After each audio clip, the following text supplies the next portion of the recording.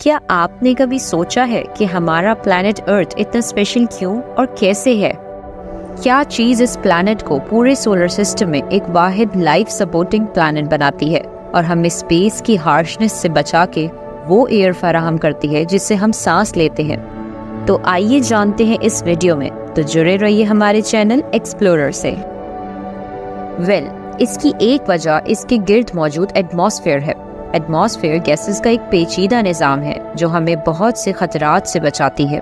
لیکن کیا آپ جانتے ہیں کہ یہ ایٹماسفیئر صرف ایک یونیفارم لیئر نہیں ہے بلکہ مختلف لیئرز پہ مشتمل ہے، اور ہر ایک لیئر کی اپنی منفرد خصوصیات ہیں جو انہیں اتنا اہم اور دلچسپ بناتی ہیں۔ اس سفر کی شروعات سب سے پہلی لیئر ٹروپوسفیئر سے کرتے ہیں، جہاں ہم رہتے اور سانس لیتے ہیں۔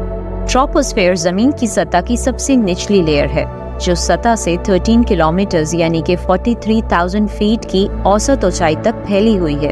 بادلوں کا بننا یا یوں کہہ لیں کہ تمام موسم اسی نچلی لیئر میں پائے جاتے ہیں، کیونکہ ٹروپوسفیئر میں ہوا اوپر کی طرف حرکت میں رہتی ہے، جس کی وجہ سے ٹربولنس اور انسٹیبلٹی پیدا ہوتی ہے۔ یہی وجہ ہے کہ ہمیں گرج چمک اور طوفان جیسے موسمی ہلچل کا سامنا کرنا پڑتا ہے۔ ٹروپوسفیئر کے اوپر پھیلی ہوئی اگلی ایٹماسفیئر کی لیئر اسٹریٹوسفیئر ہے، جو زمین سے تقریباً 50 کلومیٹر اوپر ہے۔ ایٹماسفیئر کی اس لیئر میں مشہور اوزون لیئر بھی پائی جاتی ہے۔ اس میں موجود اوزون مالیکیولز سورج سے آنے والی high energy ultraviolet light کو جذب کر کے اس انرجی کو ہیٹ میں کنورٹ کر دیتے ہیں۔ اس کا مطلب ہے کہ جیسے جیسے آپ ایٹماسفیئر کی اس لیئر اسٹریٹوسفیئر میں اوپر جاتے ہیں، درجہ حرارت میں اضافہ ہوتا ہے اور ہوا زیادہ مستحکم ہوتی جاتی ہے۔ یہی وجہ ہے کہ ہمارے کمرشل پیسنجر جیٹس لوور اسٹریٹوسفیئر میں ہی پرواز کرتے ہیں۔ اگلی ایٹماسفیئرک لیئر جو اسٹریٹوسفیئر کے اوپر موجود ہے وہ میسوسفیئر کہلاتی ہے، جو ہمارے پلانٹ سے تقریباً 85 کلومیٹر کی اونچائی تک پھیلی ہوئی ہے۔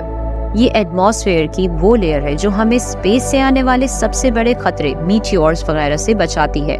زیادہ تر میٹیورز جو کبھی زمین کی طرف آتے ہیں، ایٹماسفیئر کی اس لیئر میں آتے ہی جل کر ختم ہو جاتے ہیں۔ لیکن اسٹریٹوسفیئر کے برعکس میسوسفیئر میں اوپر جانے پر درجہ حرارت ایک بار پھر ٹھنڈا ہو جاتا ہے۔ زمین کی ایٹماسفیئر میں سب سے سرد درجہ حرارت تقریباً -90 ڈگری سینٹی گریڈ اسی لیئر کے اوپری حصے کے قریب پایا جاتا ہے۔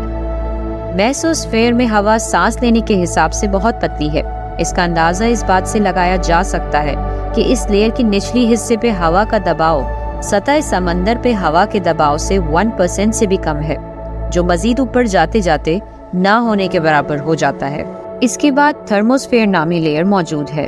تھرموسفیئر میسوسفیئر کے اوپر بہت نایاب ہوا کی ایک لیئر ہے جو سورج سے ہائی انرجی ایکس ریز اور یووی ریڈیشن کو ایبزارب کرتی ہے، جس سے اس کا درجہ حرارت سینکڑوں یا بعض اوقات ہزاروں ڈگری تک بڑھ جاتا ہے۔ تاہم اس لیئر میں ہوا اتنی پتلی ہوتی ہے کہ یہ ہمیں ٹھنڈی محسوس ہوتی ہے۔ ایٹماسفیئر کی اس لیئر کو کافی حد تک آؤٹر اسپیس کا پارٹ بھی سمجھا جاتا ہے۔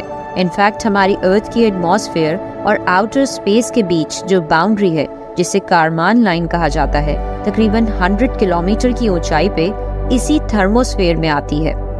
اس کے علاوہ ارتھ کے گرد چکر لگانے والی کچھ سیٹلائٹس بھی اسی تھرموسفیئر میں موجود ہوتی ہیں، جس میں ناسا کا انٹرنیشنل اسپیس اسٹیشن شامل ہے، جو 408 کلومیٹر کی اونچائی پہ ارتھ کے گرد چکر لگاتا ہے۔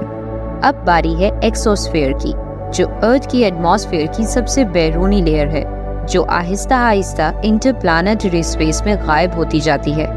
یہ لیئر تھرموسفیئر کے اوپر زمین کی سطح سے تقریباً 10,000 کلومیٹر تک پھیلی ہوئی ہے۔ سیٹلائٹس اور دیگر اسپیس کرافٹس اسی ایکسوسفیئر کے اندر زمین کے گرد چکر لگاتے ہیں۔